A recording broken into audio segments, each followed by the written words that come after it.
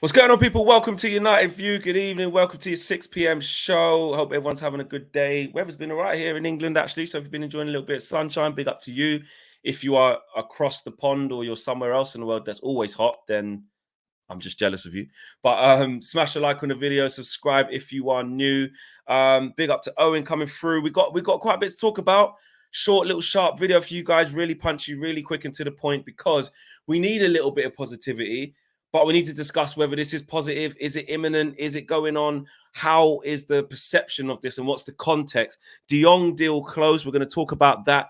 There's reports claiming that now that the fee has been pretty much agreed and it's entering its final stages. I know Owen's going to come through with the direct quotes very shortly, and very quickly going to touch on the players returning. The players return for preseason training on Monday as well. Owen, let's get straight into this. Let's dive straight into what people want to talk about. Frankie de Jong, what's the latest?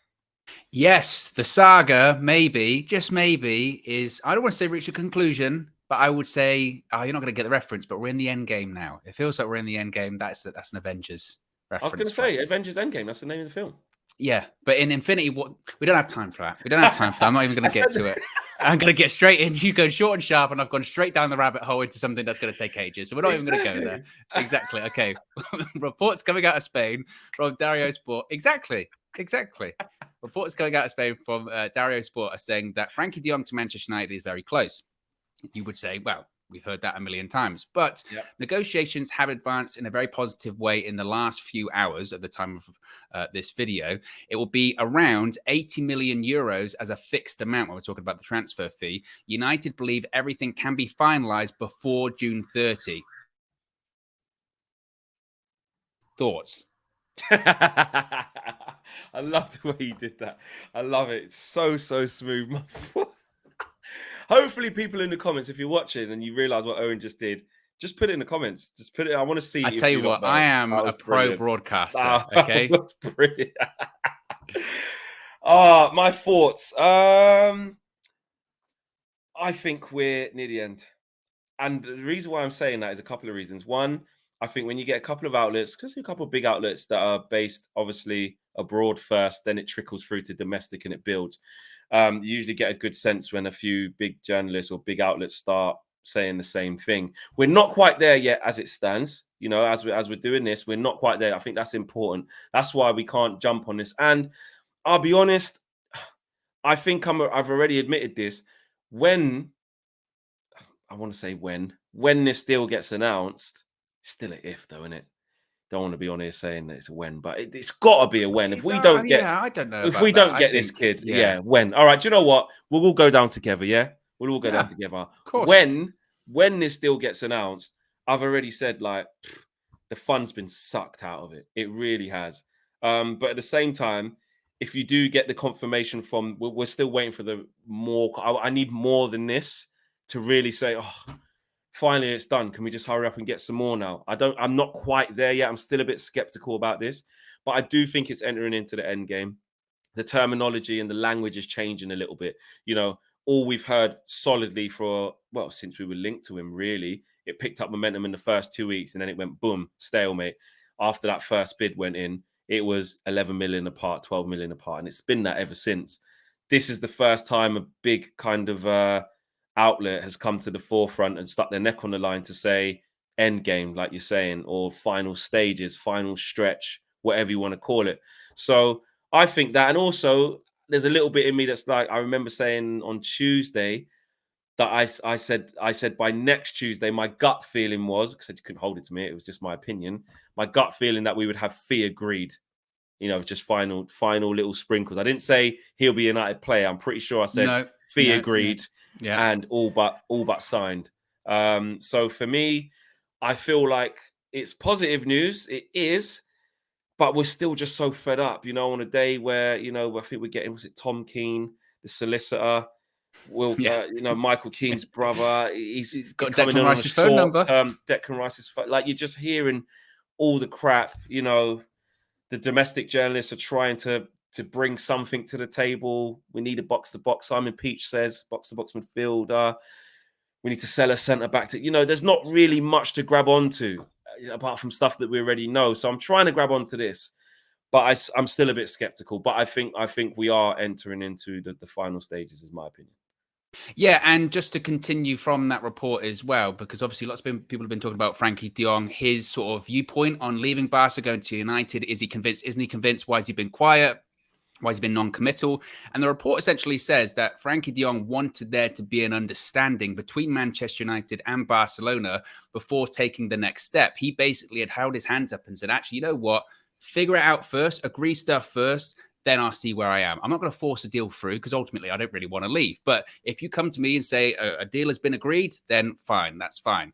Now that they are beginning to see that there is an agreement, the operation enters its very final stretch and it's now very advanced. Now, of course, as I mentioned, we've heard over the course of the last however many weeks, months, feels like years, that this deal has been close or it's been advanced. But like you said, the terminology that now is being used does feel somewhat more significant, I would say. Yeah. And to be honest, like you said earlier on in the week, and this isn't really a crowing session or a patting ourselves on the back at all.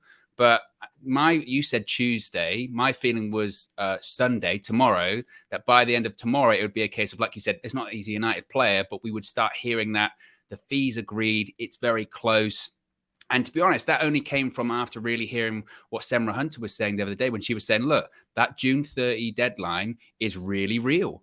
And when push comes to shove, Barca are going to have to budge, or the deal is going to have to get done. You could argue that maybe Barca haven't budged, and this is the real point of frustration for myself, and I think a lot of people, is that we said this before, didn't we? That we know that price tag of 80 million euros, I was always going to get paid. So what was the haggling? What was the haggling? Because we've ended up where we knew we were going to end up. And the argument could be made that could have been done quicker. But as is anything with transfers, it's a game of poker. I'm not really sure anyone's bluffed. It's probably just a case of everyone's just decided to fold at the same time. Let's just do this. You've got the June 30th coming up. Yeah. Our fans are getting onto our backs and it's nearly pre-season. Let's just call a truce now. But at the end, though, Barca win, really, if you was judging the game. Like I've said many times throughout this deal, don't give them what they want straight away. Damn right, we should wait a couple more weeks and stuff. Now we're at the end of that time I said we should wait for, and we're nearly on June 27th when the players come back. So, and then we're nearly at the 30th that Semra was alluding to. So, I don't regret being calm at certain stages and then ending up here. Yeah, you could say more for me. This was always going to happen. Some people saw this 5 weeks ago and said, "Listen, we ain't getting him for ages." Fair play. Everyone looks at things differently, but I think I was willing to give that grace period of saying, look, well, let's just see. Barca are on their ass. They're on their knees here. And Semra kind of still confirmed that. Alvaro Montero, we spoke to a few weeks ago, he confirmed that. The whole world knows that. Even after that congregation that they had and that kind of seminar thing they had to confirm their gateway out of their financial crisis, it's not for now. That's just the pathway. They're still broke. They still need to entertain the league and show them the money. Yeah, exactly. Goes, it's all hypothetical at the moment. They've agreed to do it, but that's kind of like, but we still have to find that money. Yeah, they've got to find the people to sell it to. Yeah, exactly. We're looking at the investors. So, and they already turned one down, she said, about the image rights, that because they wanted it in certain a thing and they couldn't buy it back or something. So she was like, they chose not to go with that investor. So basically they're just saying, our house is on the market. We need to find a buyer. Do you know what I mean? You don't do that straight away. You're still broke. So, I don't regret that. But the way that, like you said, I think the typical thing of how badly we're operating at the minute, it seems, is that it's typical us to be in at the end game and not even get money off. It would have been so much more refreshing to hear, well, you know what? We all moaned and we all complained at different times, but at least they've got to the end of it and they saved that 11 million, that 15 million they were hanging on for, 12, whatever it is. But it looks like, and we haven't got the final details yet. We have to stress that this is still, I feel like this is the early stages of the final stages. So we're now probably going to, my guess is we're probably, exactly, the end game. My guess is that we're probably going to get reports now trickling through to, the big dogs, your Ornsteins, your Romanos and different other outlets and stuff like that. And then the domestic guys, of a fixed fee. Once that starts being widely reported as the similar fee or the same number, then I think we can go there. But as it stands now, it looks like we're going to be basically giving them what they always wanted, which was the 80 million euros, right? Yeah, exactly. And again, that's the frustrating element, I think, is that all that posturing. But again, as I said, everyone knew that we were going to end up in this situation. I don't think I've ever not been confident, especially over the last 3 weeks, we weren't going to sign Frankie de Jong. Even though the deal isn't done yet, I'm still comfortable going to sign him. Like Samuel Lucas was saying, if we don't sign him at this point, what a collapse. What a collapse. And Barca need the money, etc., etc. But we always knew we were ending up to this destination. And it didn't just, it's like we were driving to this destination. The sat nav is saying, you can go this route. It will save you an hour and a half. And you go, no, I'm going the way I always go. Okay. You put on the Waze. It says, yeah, you can save this time. You go, no, yeah. no. I don't want to. I know what I know. Yeah, I like what I know and know what I like. Exactly. I don't want to veer off the motorway. The motorway's safe. I'm sticking on the motorway. They go, yeah, but you can go to these sort of side lanes. You can go, some country roads. Go, no. I'm not going there. But there's an extra hour and a half. It says there's traffic. No, we're going on the motorway. That's it. That is that is exactly what we do. Basically, put the sat nav on and don't listen to it. Just do our own thing. No updates. Yep. No, nothing. Yeah, it's a crazy one. And if you just join us, we do have to stress this is still the first batch of reports that are coming out claiming this. A few people have then started to jump off the back of this. I saw TalkSport kind of latch onto this and go with this. A lot of big United outlets online are going with this. I saw Rio Ferdinand's 5 sort of regurgitating this to say, okay, it looks like it's in the end game. And then the conversation sort of starts, isn't it? But you can just get a feel for things. The same way we were starting to get a feel for, that we were in for him first of all, and then the first bid got turned down, and then the 11-12 million valuation deficit or fall off, whatever you want to call it. It all becomes part of one thing, and then you get used to hearing it, so it's definitely true. I think this will now start to snowball, and then what we'll start to hear after this is many more outlets coming to the table. And you know what? It hurts because I think yesterday, when everyone else gets on with their business, even the funny thing is, it's not funny because it pisses us off, but even when it's targets that other teams were looking at and then they go get it done, and we still haven't done anything yet. When that day happens, when Romano tweets about it, so when the Calvin Phillips thing happened for like 42 million or whatever it is, even though we knew that he wasn't going to come to us because of the Leeds United situation, and we knew that Man City were in for him, when it actually drops, when the news actually drops and you read it, it just angers you. Then you see the Arsenal thing. We've all known that they wanted Jesus. We've all known they're in for Rafinha. When you see the thing from Romano saying, when you see Ornstein, the big bad dog now, drop the whole Phillips one. He just dropped it yesterday, didn't he? Dropped it. I'm out. Didn't give a shit about Love Island. He was like, listen, hold this. I'm out. You know what I mean? That Ornstein's not on no play. He just don't talk unless he's got something big to drop, and I love that about him. And he. Then he came through with the Jesus thing, and I think Romano came through. I'm not sure. Don't want to misquote. I don't know who said it first, but I think it was Ornstein who said asked the Jesus one first as well. I think. I want to say it is. I'm not sure. But I'm not to sure. Be fair, he's Arsenal, isn't he? Yeah. To be fair. And you know what? Maybe this is me somewhat backtracking, or I'm not afraid to admit that I was wrong in certain instances. But before, when other teams signed players, and I said, "Oh, why are we getting angry because we weren't going for those players?" Or, other teams aren't allowed to sign players, and people would say to me, "It's not about the player necessarily; it's the fact that they're doing business." And initially, I was a bit resistant to that because I would say the first two were Nunes and Haaland, and I would say, "Well, but we weren't going to get them. We could say we were in for Nunes, and we were, but we weren't going to get them." I do understand it because yesterday I want to say I felt it, but I did feel the same kind of thing of, that's too more signings. Well, it's the how much business they're doing and how little. I think that's the thing, and maybe it's things a bit more because we were interested in Calvin Phillips, but look, he turned us down because of the Leeds. We knew a long time ago we weren't. Yeah, exactly. That was the situation. But so I did do a good tweet yesterday where they said, look, it can't not hurt in City signing 2 players this summer in Haaland and Phillips that we did want once upon a time. Yeah, at one stage, 100%. Yeah, so that does hurt. And I think the frustrating thing with the Frankie de Jong thing is that if this were 2 weeks ago, 3 weeks ago, and we'd signed him, we'd be celebrating it. Now 100%. It's a case of, okay, good, but... when do you just get pleased that the delivery's arrived? And when it's 2 weeks later, you pay for next day delivery. You just happy it shows up. Exactly. But then you still go, I did need it a couple of weeks ago, though. But the shine of getting it that early is gone. It's Yeah, gone. Do you know what I mean? exactly. And again, just to keep us on the right track here, we're still not even there yet. We're not even at the bit of, Yeah, well, that was going to be done my deal, point. or Yeah, here we go, final, when Romano goes final paperwork's just to be signed, but fee agreed. We just want to see that Barcelona and Man United have agreed a fee, because once they have done that, barring a catastrophe and Frankie de Jong being really unprofessional, which he doesn't seem like he's that sort of kid, and saying, well, I'm just staying, you can't make me go, I'll stay in the reserves, which obviously I can't see that happening. Barring the catastrophe, once they've agreed the fee, we can sell, we can say we got the player. Can't but the celebrate thing because is, as well, isn't it, is that even though we are in this end game now, we still don't know how long this end game lasts.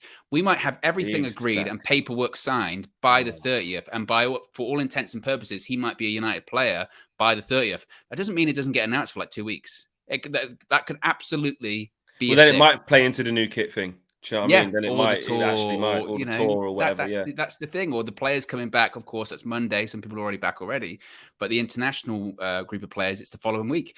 Who's to say it's not July 4th? Like that's a possibility too. yeah. Well, So we like I still might said, be I know that waiting the a home couple of kit weeks. is coming. I know the home kit is coming 1st of July. So if the players are back on the 27th, and that's Monday, it's still June. So how many days in June? 30, 31, 30, 30. 30 Right. That's one thing I'm not good at. Is the days. How days. many days I've in all the never months? learned I that never rhyme know. either. The 30 days half Never September heard of it. something. Didn't even You never know. heard of Didn't even that? know there was a There is rhyme. No. there's some rhyme that does it, but I've never Yeah, bothered to there learn you that. go. So there's 30 days in June. So if you say 27, 3 more days, that will take you to Wednesday would be the 30th, wouldn't it?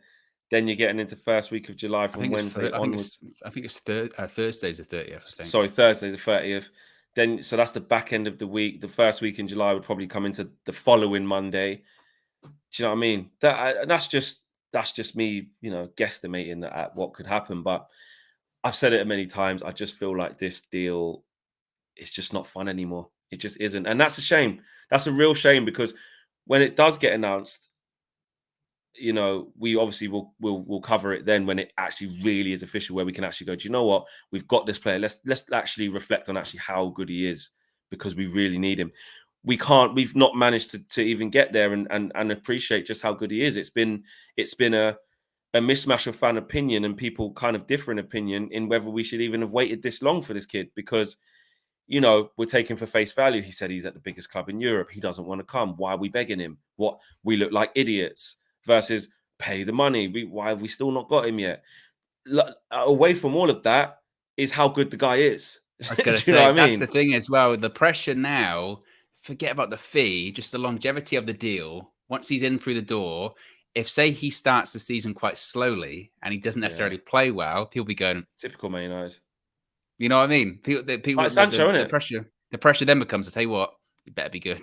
Yeah, He because better the be first few good. games you get like the first three, you get maybe the first five, but really within the first five, people want to see something. I remember Sancho started really, really slowly. Well, he Yeah, had a poor yeah. season. And to play devil's advocate as well, you could absolutely, people will have their theories of, wow, yesterday was dividends day, right? It's no coincidence 24 hours later we're in the end game for De Jong. People will Very say true. pre-season starts on Monday. It's no coincidence that just before it starts, because we haven't signed anyone, suddenly we're in the end game for De Jong. It's no coincidence that the new kit, like you said, it's the beginning of July, that's at the end of next week. There's no coincidence that begins there. I mean, and look, there might be aspects of truth to all of that. There might Yeah. be, but I like you at this point. I just want to get it over the line now. Yeah.